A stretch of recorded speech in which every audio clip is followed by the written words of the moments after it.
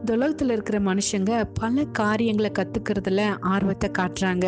உதாரணத்துக்கு பெரிய படிப்பு படிக்கணும், கைத்தொழிலை கத்துக்கணும், பொது அறிவு வேணும்னு சொல்லிட்டு பல வகையில முயற்சி செய்றாங்க. ஆனா பாருங்க, வசனம் நமக்கு சொல்லுது, மேலான ஒரு காரியத்தை நீங்க கத்துக்கணும் அப்படின்னு சொல்றாங்க. அதுதாங்க கர்த்தருக்கு பயப்படும் பயம். தன் தேவனாகிய கர்த்தருக்கு பயந்திருக்கும்படி கற்றுக்கொள்ளும் பொருட்டு அவன் லேவியராகிய ஆசாரியனிடத்தில் இருக்கிற நியாயப்பிரமாண நூலை பார்த்து தனக்காக ஒரு பிரதியை எழுதி வைத்து தன் ஜீவனுள்ள நாளெல்லாம் அதை வாசிக்க கடவன். அப்படி வாசிக்கிறதுனால அவங்களும் அவங்களோட குமாரர்களும் இஸ்ரவேலின் நடுவில் தங்கள் ராஜ்யத்தில் நீடித்து வாழ்வார்கள் என்று தேவன் சொன்னார். நம்ம கத்துக்கிற பல விஷயங்கள் மூலமா நம்ம அறிவு பெருகலாம், ஆனா நம்ம ஆயுசு பெருகாது.